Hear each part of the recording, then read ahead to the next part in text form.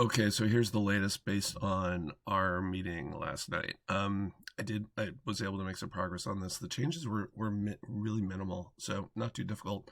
Some of it was just turning off layers or reassigning things to new layers and then turning those layers off. So that wasn't bad. Mainly this drawer that we removed back here, this extra board on the top of that. Made some modifications to the framing.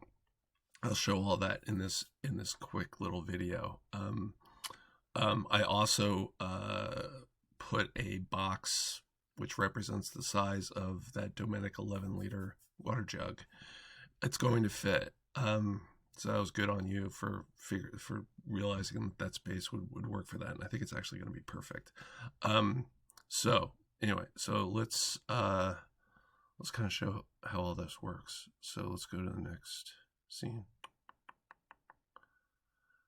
Okay, so here's my sitting guy on the phone. Mainly the only figure I could find in 3D Warehouse that actually could represent this. But let's just show this sliding table. So I think that actually works out pretty well.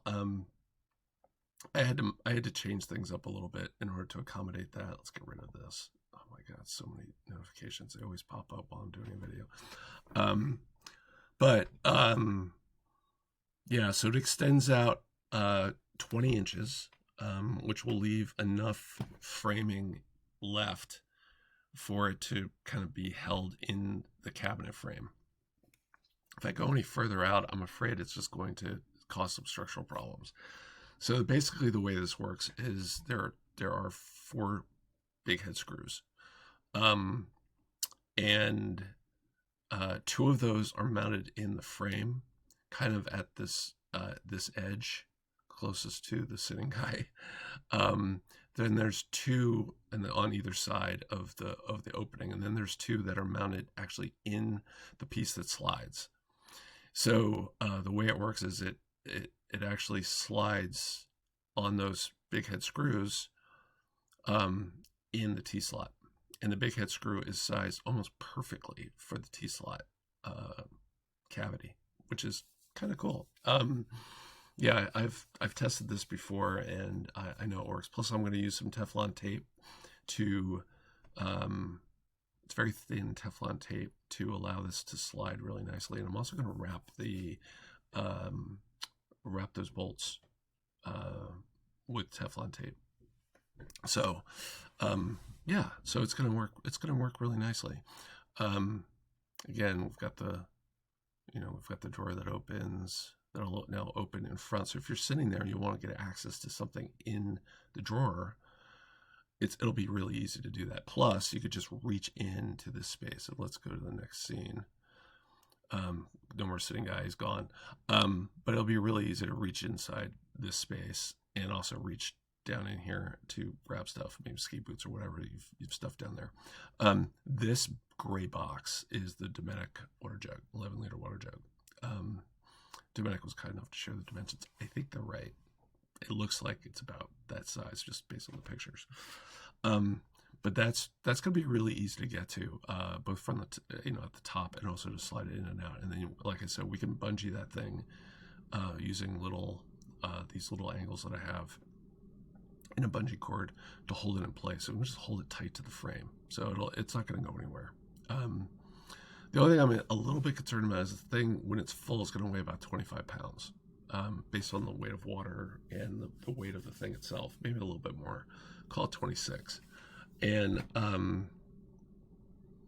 yeah, so I think it should be okay. I'm using my quarter-inch HDPE at the bottom. If I need to, I can go to aluminum, which will be stronger. But I don't think, for 26 pounds, I think it should be fine. It's not that much weight. Okay, so let's go to the next scene. And we'll flip around to the other side.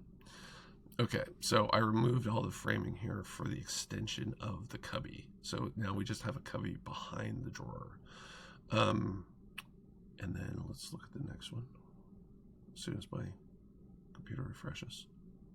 Deal with this all the time. My computer does not have enough GPU and enough RAM to do this kind of work. It's actually like possibly the worst computer for doing this kind of work. You know, the only thing that may be worse is like an old Commodore or something like that. Okay, the ski boots are down here. There's a very large opening. I haven't measured it yet. In fact, I might do a 2D drawing and just kind of really measure what I think it is based on, you know, what I think the actual sill height or the height of the bed is on the, or whatever, the opening for the Super Pacific. I don't really know what that is off the floor of the bed of the truck. So a little bit of this is guessing, but I think I got it pretty close enough. But it's a pretty big opening. Just moving that, getting rid of that framing and getting rid of that cubby really opens this up a lot. So now it's super easy to stash, you know, your backpacks and stuff like that back there. It's going to be really easy to get at that stuff. And I think you're going to be a lot happier. So, yeah, really good idea. By the way, all of the ideas that you came up with are good. All of them.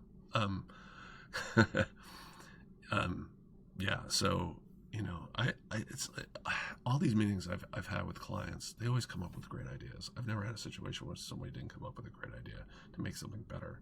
I'm really impressed. So, anyway, so that's it. I'm going to probably send you a link to this. I'll do a YouTube vid, and I'll send you a link to it just so you have it. But yeah, I